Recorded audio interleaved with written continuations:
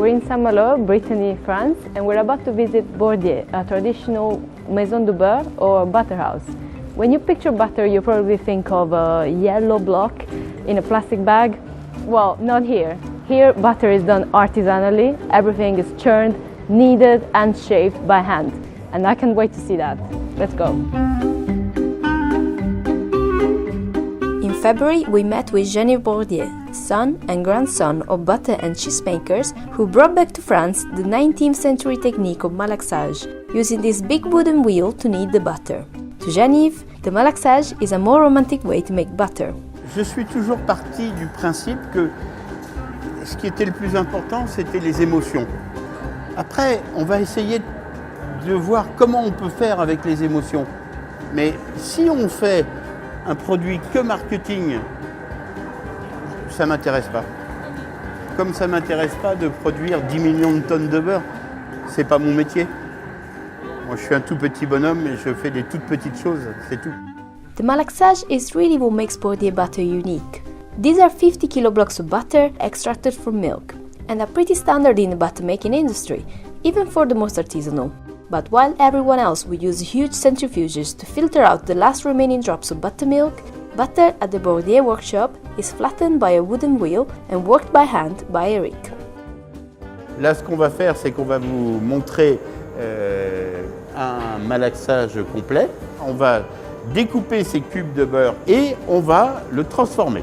Voilà. Let's do it. Little by little, the malaxage is going to give butter a new life. Dating back to the late 19th century, this tool was first used to rework different butters. At Bordier, it also helps give butter the desired texture. C'est le plus mauvais moment de l'année pour le malaxage, puisque le beurre, la qualité de la texture du beurre, n'est que le résultat de ce que mangent les animaux. En hiver, les animaux mangent du fourrage, ce qui va donner des beurres blancs, friables, cassants,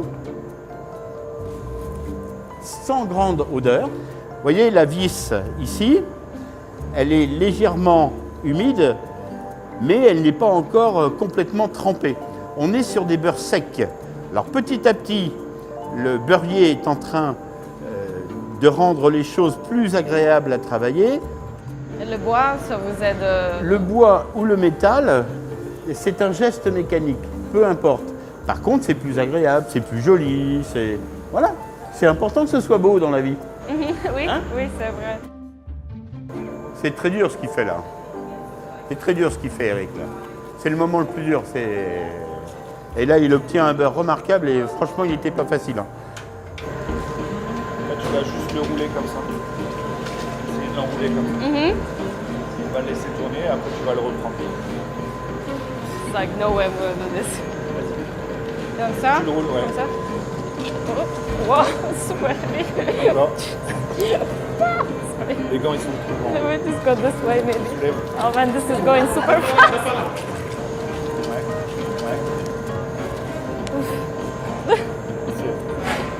Tu ramènes les roues. Sinon, tu la mets tout. Ok. Tu le Où? fais une fois et après, juste en haut. Tu laisses ton doigt comme ça. Ah, ok. Juste Ça à marche. laisser. C'est Ça, plus ça va. petit. C'est plus petit. Tu mets ici.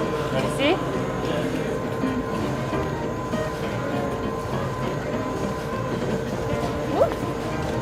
C'est bon. Yeah, when you see him doing that, it almost has like an harmony. It's not easy. Monsieur Bordier said this is 50 kilos of butter. So try and lift a bit of it. It's going to be like what, 10 kilos just in one go? Il faut combien de temps pour apprendre à ramasser le pour beurre apprendre comme ça? ce métier, 3 ans. 3 ans. Oui. Vous savez pourquoi? Non, pourquoi? Parce que le soleil et la pluie ne tombent pas de la même manière tous les ans. Et c'est le soleil et la pluie qui vont donner à l'herbe et à la terre un goût particulier que les vaches doivent aimer et que les saisons vont mettre en musique. Le printemps, l'été, l'automne, l'hiver. Et que pour apprendre à découvrir le beurre, qui n'est que le résultat de la nourriture des animaux, il faut 3 ans. Eric then salts the butter using fine salt. This step is crucial to make sure the butter finally rejects all the leftover water it has in it. On est en train de voir, vous voyez, quelque chose. La vis est en train de se tremper, l'eau est en train de couler, le sel est en train d'attaquer la molécule de matière grasse, et la molécule de matière grasse prend le sel comme une agression et rejette l'eau qu'elle a en elle. Et l'eau s'en va. On va avoir perdu presque 1 litre d'eau. Okay. Mais, I et know- je yeah. finis, en perdant l'humidité, je concentre la matière sèche. Dans la matière sèche, il y a le gras, et dans le gras, il y a le goût. Oh wow. So actually I can see that it's getting wetter and wetter. It's picking up more water. Vous entendez le bruit? Quand mon beurre chante, c'est qu'il pleure.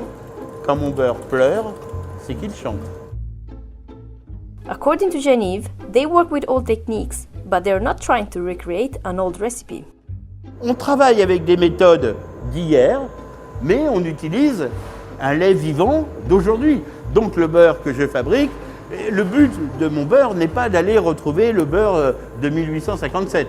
Ce que fait Eric, c'est véritablement quelque chose qui n'existe plus. Ce que vous voyez là, c'est des gestes du 19e avec un lait de 2020 et c'est comment restituer et perpétuer la qualité de nos anciens, mais en vivant dans le monde d'aujourd'hui. Donc, je vais prendre un tout petit morceau. Big one? Oh no. Non, non, non, like this, ok. Voilà, It's so c'est passé le temps. It's very salt. It's softer than the butter I'm used to. 24 heures plus tard, le beurre d'hier.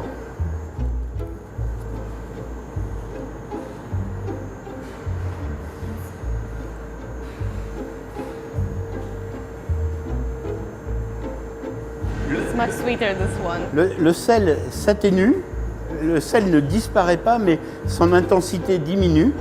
Et par contre, le goût de la crème est plus important. Un bon beurre ne doit jamais être mangé en sortie de baratte ou de malaxeur plateau. Il doit être mangé 3, 4, 5 jours après. Parce que les équilibres, l'harmonie des goûts se met en place. Les cannelures, les stries que l'on voit dans le beurre sont la preuve que ce beurre a bien été fabriqué chez nous. C'est la reproduction de la vis cannelée. Et ça, c'est la preuve irréfutable. Parce que vous êtes le seul Et à voilà. l'avoir. Bourdieu also makes flavored butters, including chili butter, buckwheat butter, vanilla butter, and more. Vous faites aussi du beurre avec des algues? Oui. Ça a été mon premier beurre composé en 1985. C'est un beurre un peu particulier qui est intéressant parce qu'il est à la fois très coloré et en même temps extrêmement parfumé. Et je vous laisse le goûter, vous fermez les yeux. Fermez les yeux, voilà. Fermez les yeux. Vous n'avez pas de problème. Fermez les yeux, vous n'avez pas... Ça va? Vous n'avez pas les pieds mouillés. Parce que ça arrive souvent avec le beurre aux algues qu'on ait les pieds mouillés. Ça va? Yeah, very Très bien. fresh. It's very fresh and yeah, it tastes like seaweed, but yeah, it's not fishy at all. It's nice and sweet. It really reminds you of that like seaside wind when you just sit there at the beach and you can smell it. It's Attention, something oula. like that. Whoop, what's up? Il y a des mouettes. Oh, okay. Yeah, they're just like being catapulted into the picture now. C'est une odeur terrible. It's marvelous. Ah, it's marvelous. really, yeah, it's really incredible. And so, and this one is your like signature from Brittany because you're Yeah. from this region. It's the roots of my identity. Ça, c'est une vraie identité, comme le beurre au sarrasin. Il faut que ce soit comme ça. Et puis, si je vais au Japon, c'est comme ça que j'ai découvert le yuzu. Si je vais ailleurs, je ne sais pas. Peut-être un jour, si je vais sur Mars, je ferai un beurre tout vert. Je ne sais pas. No, I would like to taste that then.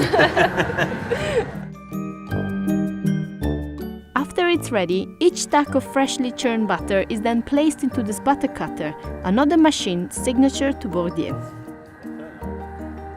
il était très important qu'au moment de faire les modèles, nous n'ayons pas de machine qui soit violente, mais qui soit très douce.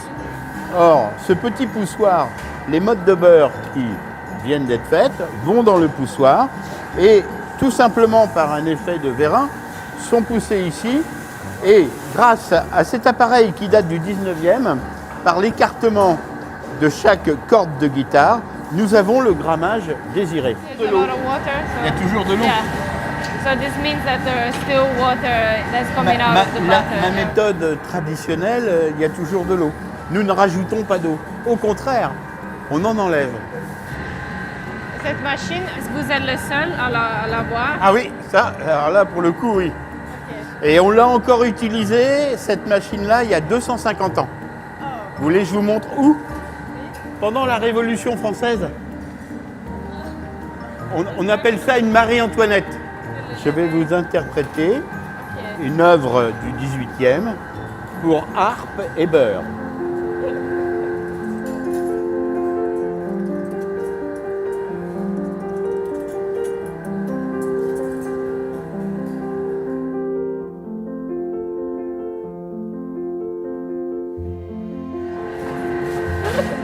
Oh non.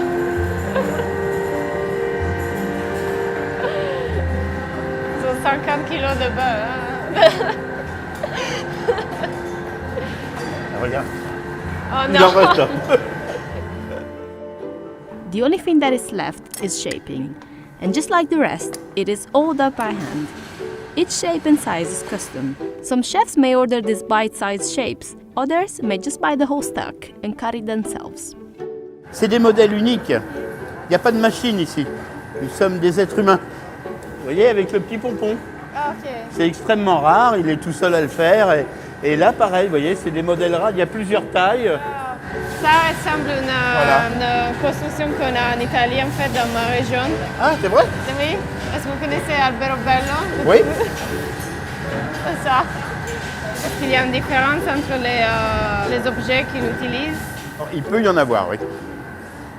Je t'arrête. Déjà, il y a une partie striée, une partie lisse. Là, elle est petite, là, elle est grande. Et à chaque fois, la main de l'homme ou de la femme va travailler comme ça, comme ça, comme ça. Ça dépend. C'est un métier, hein. Merci. Est-ce qu'il y a une raison particulière pour laquelle vous avez cette forme très petite? De faire ça d'abord, parce qu'en fait, si on prenait un morceau, voilà, voilà, vas-y, fais-le. Alors en fait, il y a des craquelures partout, alors que là, il n'y en a plus. Voilà, c'est la qualité de la texture et le visuel, l'esthétique en fait. Hein. Mais nous avons fait énormément d'études. Hein. Nous sommes des scientifiques du tapé du beurre. Donc actuellement, le match est entre Lucienne l'embobineuse, Fred le mastiqueur. There's something in this butter.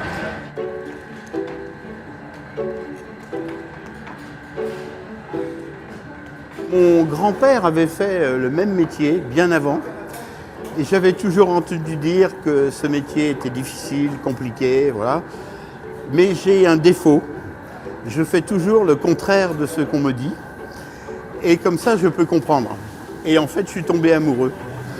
Aujourd'hui, il y a peut-être 2% de la production beurrière qui se fait en baratte. Tout le reste fait avec des butirateurs, des canons à beurre. Hein. Il faut nourrir le plus grand nombre. C'est très important. Hein. Mais je pense que, vous voyez, effectivement, si dans l'endroit où nous sommes, on remplaçait tous mes collaborateurs, tous mes compagnons par des machines, on irait beaucoup plus vite. On gagnerait certainement beaucoup plus d'argent. Mais il ne se passerait plus rien ici. Si j'ai fait ce métier, c'est aussi pour qu'il se passe quelque chose. S'il n'y a plus rien, ça ne m'intéresse pas. Amen. Non.